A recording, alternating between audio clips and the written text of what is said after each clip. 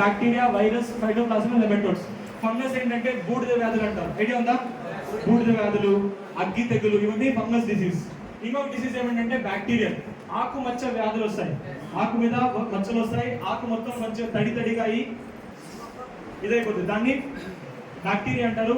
ఇంకో వైరస్ ఏంటంటే బొబ్బర అంటారు. దాన్ని ఏమంటారు? బొబ్బర, ఆకుముడత వ్యాధి అంటారు. ఐడియా ఉందా? బొబ్బర అంటారు. ఇంకా కొన్ని పంటలో లీఫ్ కర్ల్ వైరస్ అంటారు.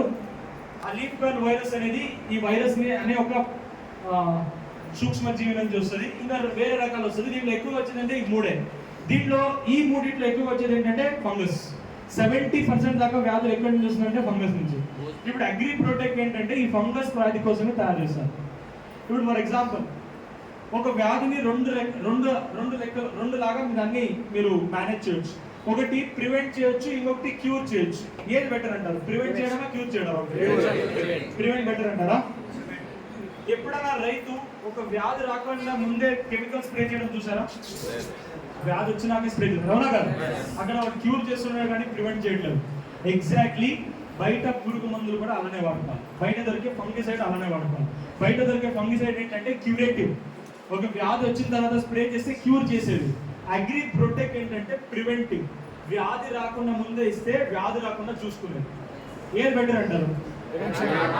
This is why we have to give Agri Protect. Agri Protect అనేది దీనిలో క్యూరేటివ్ వాల్యూ అనేది ఓన్లీ 10% ఉంటుంది. ప్రివెంటివ్ వాల్యూ అనేది 90% ఉంటుంది. బయట దొరికే ఫంగిసైడ్ లో క్యూరేటివ్ వాల్యూ 90% ఉన్నది, ప్రివెంటివ్ వాల్యూ 10% మాత్రమే ఉంటుంది. కాబట్టి అది ముందుగానే ఇస్తే ఎటువంటి రాకుండా చూసుకోదు. ఈ ప్రోడక్ట్ అంటే ముందుగానే ఇస్తే రాకుండా చూసుకుంటే ఇదే ఒక లెక్క వ్యాక్సినేషన్ ఉన్నట్టు. ఒక గాయాన్ని 2 రకాలుగా మీరు ట్రీట్ చేయొచ్చు. ఒక గాయాన్ని ఆయింట్మెంట్ రాయొచ్చు, అదే గాయానికి మీరు ఇంజెక్షన్ ఇవ్వచ్చు. ఆయింట్మెంట్ రాస్తే ప్రతి ఒక్కసారి ఆయింట్మెంట్ రాయాలా? అదే మీరు టీటీ ఇంజెక్షన్ ఇస్తే లోపల నుంచి పనిచేస్తుందా లేదా? ఇది వ్యాక్సినేషన్ లాంటిది. ఎలా పనిచేస్తుందంటే స్ప్రే చేసినప్పుడు ఆకు లోపల పోయి లోపల నుంచి పనిచేస్తుంది.